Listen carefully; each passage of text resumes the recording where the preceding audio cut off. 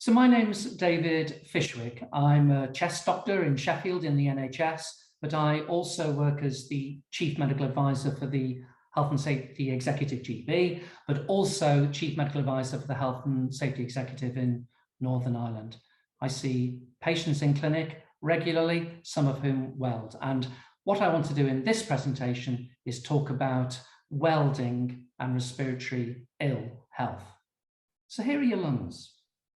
Probably never really ever even thought about them. You only get two, and therefore it's essential that these get looked after really well.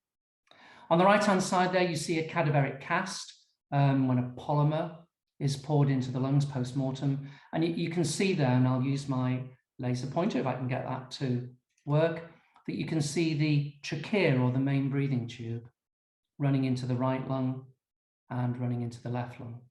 So it's very sort of unlike that stereotypical cartoon character with balloons for lungs. The lungs are full of stuff, fragile, beautiful, and absolutely for you and me, life critical. You can see in the cutout here, the human alveolus. You're probably thinking back to your school biology now.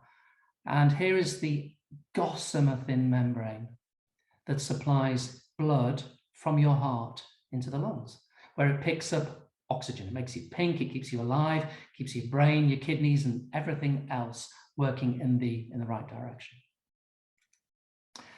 And here is that membrane. This is again a beautiful scanning electron microscope image. And there's a red blood cell, just to give you an idea of the scale of this photograph.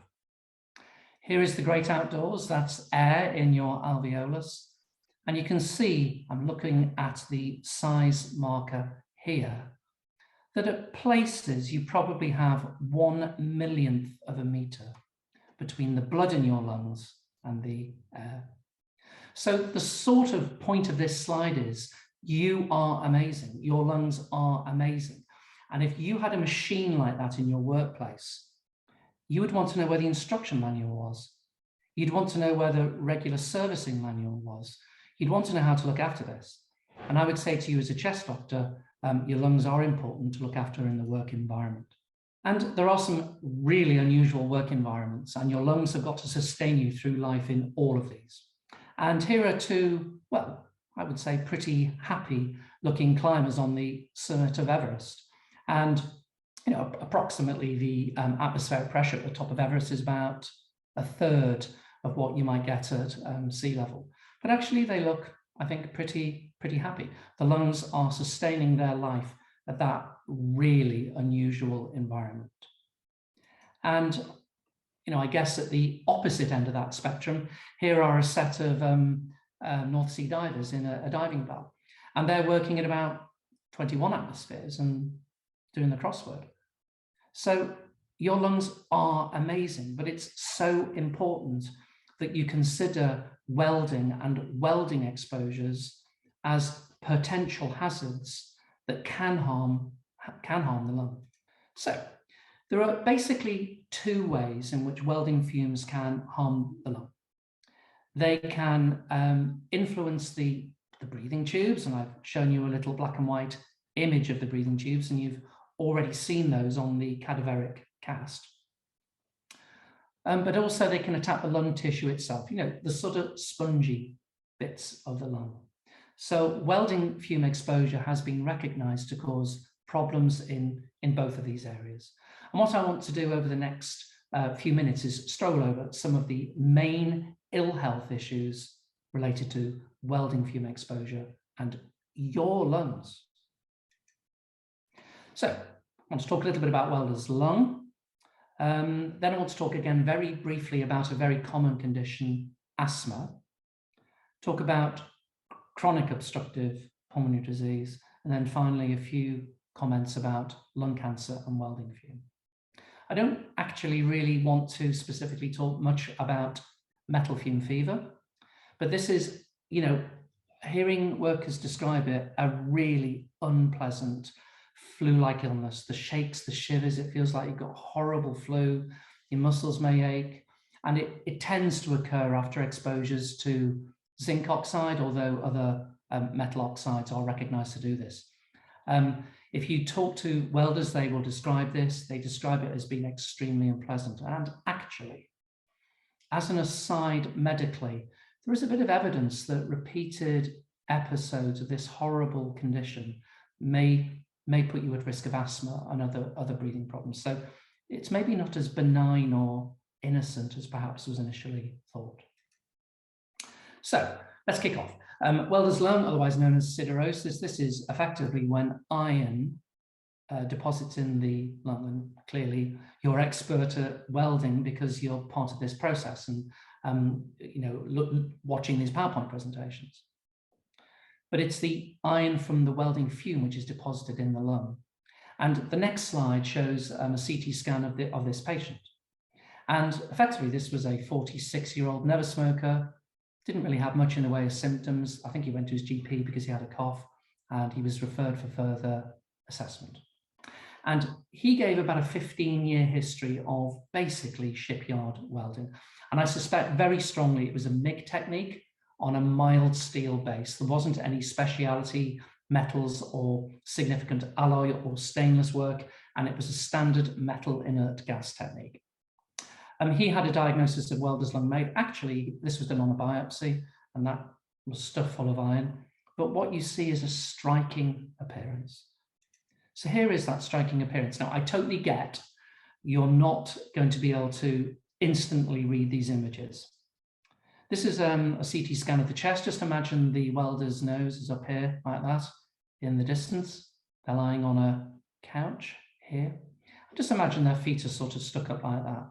And then imagine that the scanner has taken a vertical slice through the welder. First thing to say is what amazing images you get on modern scanners. And these fluffy white areas, and now I'm pointing them out to you, you'll recognize that they're actually all over the place. That's iron. So for those of you who are slightly skeptical about the fact that welding fume influences lung health, this is a picture. It's not made up. This is a real picture of someone's lungs, and this is the iron deposited in the lung. Now, I know you're all hopefully going to accept that and buy that, but if you ever wanted the best example that dust that you breathe in a workplace can influence your lungs, for striking images, look no further than that chest X-ray. Now, I take the point, this is not welding related. And this is an example of a Cornish tin miner who over a number of years breathed in dust with tin in it. Tin has got a very high atomic number, and therefore it lights up when you X-ray the chest. Here's the heart in the middle, and you can see thousands and thousands and thousands of dots, high density dots, and that's tin. So the quality of the air that you breathe in, you can look at in certain circumstances on X-rays. So bear this in mind when you're thinking about welding and ill health. Okay, let's move on secondly to asthma. Asthma is extremely common. Some of you will have asthma. It's about 7% of the adult population. Estimates vary. Typically, people with asthma get wheezy, get a bit tight in the chest. And often, as you can see in the cutout photograph there, people are reliant on 1, 2, sometimes even 3 inhalers. And actually, when it develops, it can be quite difficult to control, and sometimes needs things like regular inhaled steroids, and sometimes extremely difficult to control. In terms of asthma and welding, there's been a long-standing link identified that welding causes asthma. So there are definitely welders out there who have asthma because they weld. Full stop. There are always going to be individuals where you think, well, they may have developed asthma anyway. But what we're really talking about here is asthma with a known cause, occupational asthma, and this is very significantly recognized in welding. Actually, interestingly, it's particularly recognized with stainless steel welding and TIG welding on top of stainless, but other types of welding have also been more loosely associated with asthma. Now, you can totally imagine once your employee or you, if you're welding, gets asthma, that introduces a whole load of medical issues, doesn't it? But it also introduces a whole load of employment, potential compensation issues, and so on. So my view is prevention is totally key here. This looks like a really complicated slide, but I hope it's not. It's really just to make the point that when a welder, and this could be this chap in a yellow t-shirt, he could be a welder, couldn't he? Does breathing tests at hospital or in their GP surgery. Generally, what we're measuring is that value there, the FEV1. Sounds very complicated, but it's dead straightforward. It's just the amount of air that you breathe out fast in 1 second. It's measured by that machine, and it's an extremely good measure of lung health. And you can see there, you know, the table looks quite old-fashioned, doesn't it? But I've just given you one example. There are a few subjects there. And if you look at the far column there, look how the FEV1 changes in the downward direction after welding fume exposure. So in some people, welding fume causes asthma, and it causes the breathing tubes to constrict and cause wheezing and chest tightness. And clearly that is not an ideal situation for a welder. So next to last, I want to very briefly talk about COPD, or chronic obstructive pulmonary disease. This is, I guess, typically what used to be called good old-fashioned chronic bronchitis and emphysema. I think, excuse me, most chest experts would agree it's mostly smoking related, tobacco smoking, but there are definitely other causes that are identified. And this is one of my main areas of interest. Occupational exposures definitely contribute to this illness. This is not just an illness related to smoking. And the problem with COPD is it is a horrible, horrible condition. The lung function just gets worse, slowly, slowly, slowly, so that eventually you're left short of breath doing just the standard stuff that everybody else loves to do in their lives, and over a number of years can become extremely disabling and sometimes needs a lot of medication to control it. How about we think about preventing it? That'd be a great idea. Now, in terms of welding and COPD, I think I would be the first to say, and it's an area of my major interest, that there is some variable evidence. And the studies, actually, if you care to read them, are quite difficult to do. They're very tough to interpret. For example, I would never say, let's take some smokers and some non-smokers and let's randomize half of them to be exposed to welding and half not. You don't do studies like that in real life. So what you're left up is just looking at groups of welders who've either smoked or not, and looking at whether or not they get COPD or not. But definitely, jobs that are dirty, vapors, gases, dust, fumes, things like that, do contribute definitely to the presence of COPD. And of course, fumes, you can see that word there. That's what we're thinking about in this series of presentations in relation to welding. If you wanted a more specific example, cadmium fume is a recognized cause of emphysema, which is one of the features of COPD. And it's actually what's shown on that CT scan, these big black holes in the middle of the lung, emphysema. And that actually was in a patient who'd been exposed over a number of years to cadmium. And finally, lung cancer. There's been a lot in the press about this recently in relation to welding fume, and I don't intend to be very detailed here at all. I wanted to give you a bit of context to this because this has been the story of my life as a respiratory physician. I'm coming towards the end of my work in life, and I have seen thousands of people with lung cancer. It's common. It is horrific. It is predominantly smoking related, but a bit like the conversation we had with COPD, there are other clearly identified causes, and occupational exposures definitely contribute to the development of lung cancer, and the outlook is generally pretty bad. Now, I was prepping for this talk, and I just looked at one example, so I wouldn't be held to it being exact in all populations. Nonetheless, feast your eyes on that bottom line. All comers with lung cancer at 5 years, only 3 out of 20 of them are alive. So I'll let you do the thinking around our current state of knowledge about how to treat this condition. It is a horrific diagnosis. Prevention is absolutely key. Here is lung cancer. You're now totally familiar with looking at these images. Here's another CT scan of the chest. There's the left main airway, the right main airway, and this big lump here. Eating into the lung is lung cancer, totally plastered to the side of the chest and the center of the chest here, making it unfortunately inoperable. And this patient, of course, died of their lung cancer.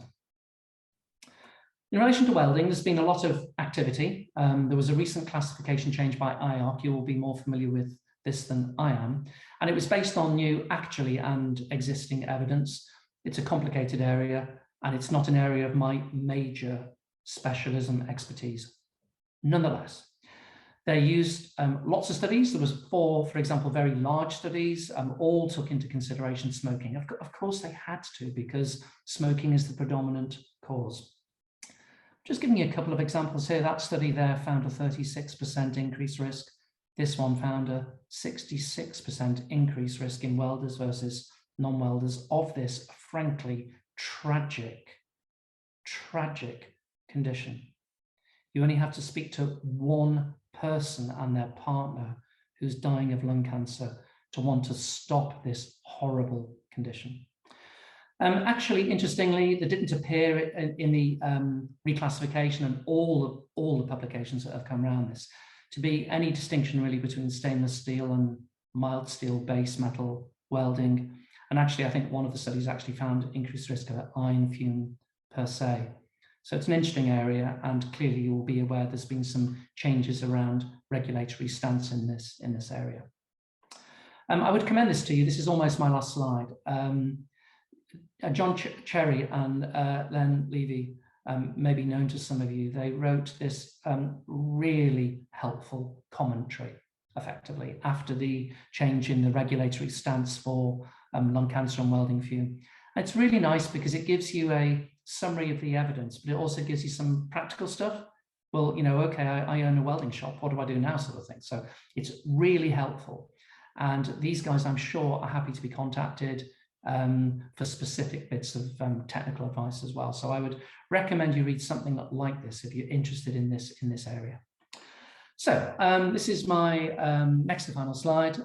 Hopefully what I've done is set the context about your lungs. You are amazing. You've got 2 amazing things in your chest, but you've got to look after them because you only get 2. Life is on a knife edge. You have a micron thin membrane. You've got to look after it, yours and your workers. We've talked about a few examples of things that I see commonly in my professional work in life that you probably don't think about so much. And you can see certainly with my discussions around COPD and asthma and lung cancer that these are things that we really do want to prevent. So I'd like to really thank you for your time watching this presentation, and I hope you've found it of interest, and I hope I've given you the avenues should you have any further queries in relation to welding and respiratory ill health. And of course, HSENI are able, of course, to offer you local support. And I've popped there in the final slide the web address and email should you wish to take things further. So thank you very much indeed.